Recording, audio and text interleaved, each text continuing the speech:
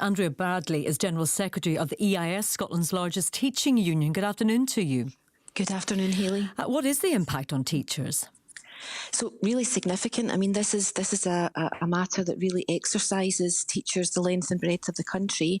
They frequently tell us about how difficult it is to be a teacher with so many working with so many young people now with additional needs and a real complexity of needs, but not the resources that they know that they need in order to be able to address those needs with young people and enable them to engage meaningfully in all the learning and associated social activities that go on in a classroom and in a school setting. It's a very, very difficult set of professional circumstances for teachers at the moment, and they've been telling us it for years.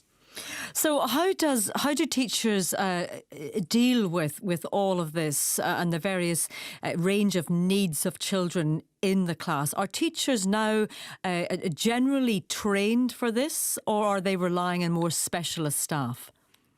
So teachers within their initial teacher education experience have some access to learning that is focused on additional support needs, but not enough now. For the range and complexity of needs that there are.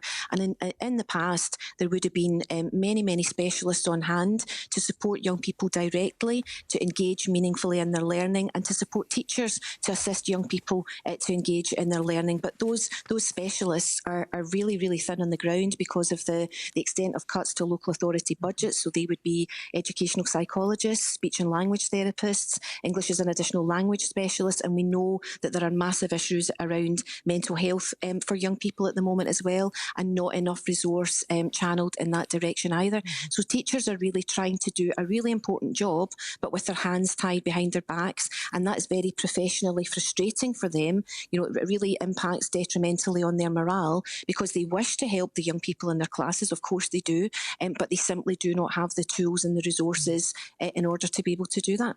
Well, we heard from the Education Secretary Jenny Gilruth, and we've played a clip of her on this programme, and she said that, the government has ring-fenced funding for teacher numbers and pupil support staff. Yeah, so absolutely, there has been additional money made available to local authorities over the past 2 years, but what we've seen in terms of school statistics is teacher numbers falling over the last 2 years despite those arrangements having been put in place. And what we would have said in any case is that the money that was made available wasn't enough for the scale of the difficulties and the challenges that Scottish education is currently facing. I mean, not only do we have the additional support needs challenge to consider, there's the fact that young people have experienced COVID, and from our point of view, not nearly enough money was put into the education recovery plan, and I think that we're seeing the outcomes of that, unfortunately, in very negative terms when we think about the levels of violent, aggressive, disruptive, distressed behaviour in our classes. And our members say that to a very large extent, that is down to the fact that additional support needs are not being sufficiently well met because of lack of resourcing.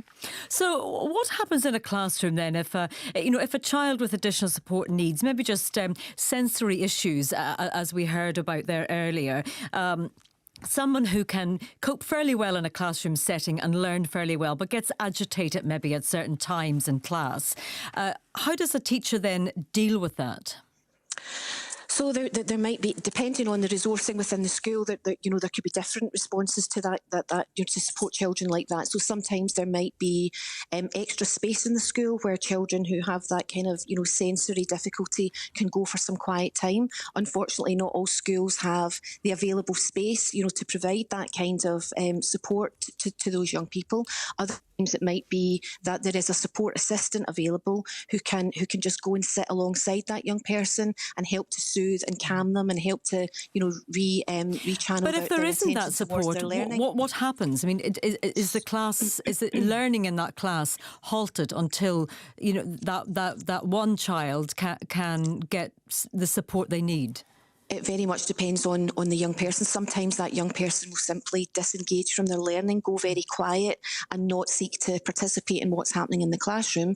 Other times there can be frustration around the fact that the child isn't getting the kind of support that they need, and that can manifest itself in that kind of disruptive behaviour that I had talked about. But it's really dependent on the child and dependent on what kind of resource a school has available to it in order to be able to respond to the individual needs of that child. And the Scottish Government has this policy of getting it right for every child. Do you think they are getting it right for every child at the moment, whether they have additional support needs or not?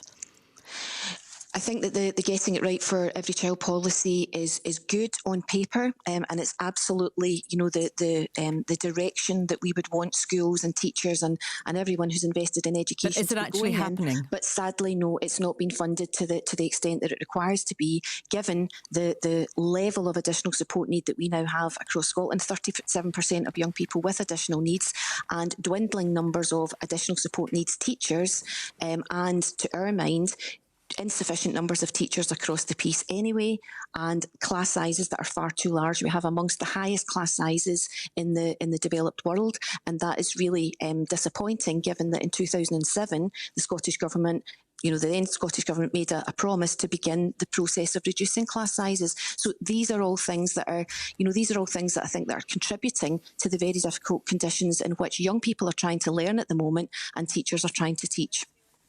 OK, Andrea, thank you very much for joining me on Lunchtime Live.